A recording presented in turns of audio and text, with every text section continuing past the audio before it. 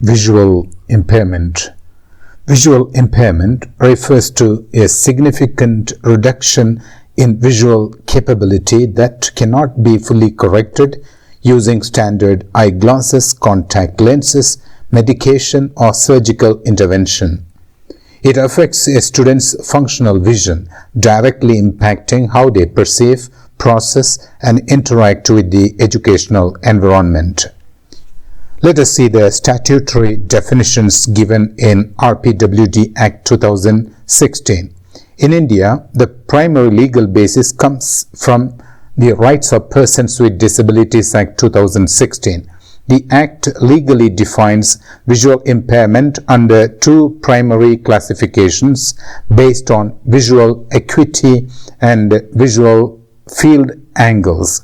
First, blindness. This is defined as a total absence of sight or visual acuity less than 3/60 or 10/200 Snellen in the better eye with best possible correction, or a limitation of the field of vision subtending an angle of less than 10 degrees.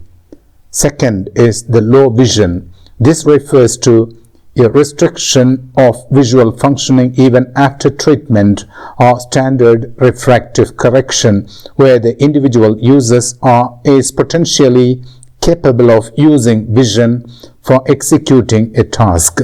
The legal criteria of visual acuity not exceeding 6/18 down to 3/60 in the better eye, or a visual field angle restricted between 10 degree and 40 degree. Types of visual impairments. Visual impairments are classified into 6 primary functional types.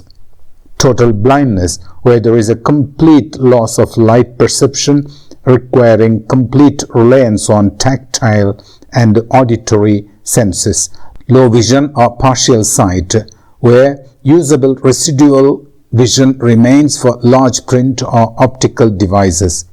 Cortical visual impairment, caused by damage to the visual processing centers of the brain rather than structural eye problems.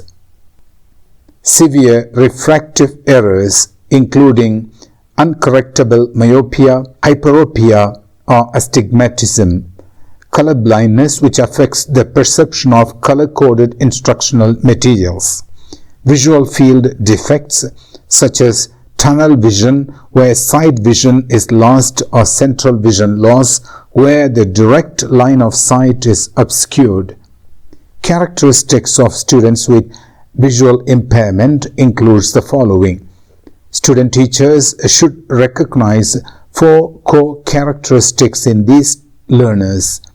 Heavy sensory reliance on touch and hearing to gather information, differences in spatial orientation and independent navigation skills, a reduced reading rate as scanning braille or using optical magnifiers takes significantly more time than typical visual reading, involuntary motor movements such as nystagmus or repetitive self-stimulatory behaviors known as blindisms.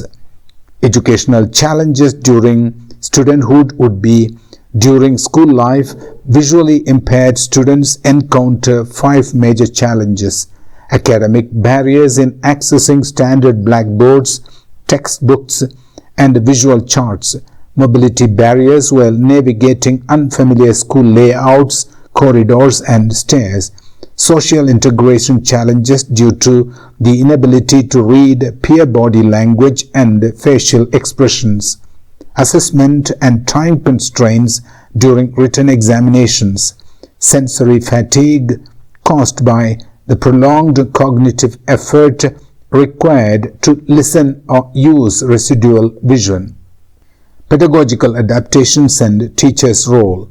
To ensure reasonable accommodation, teachers must implement effective instructional strategies. First, explicit verbalization, reading aloud everything written on the blackboard. Second, providing embossed braille materials, tactile diagrams, audio books, and screen readers like NVDA.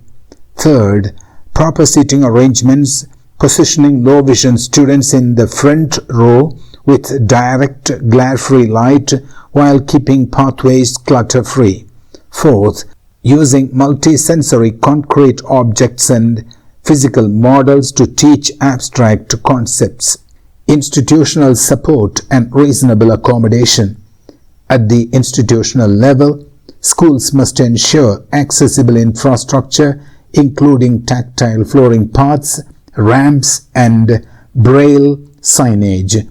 Examination accommodations must include extra time, typically 20 minutes per hour, approved scribes or digital assessment options. Finally, teachers must sensitize peers to foster an inclusive classroom culture built on dignity, equality, and mutual respect rather than pity.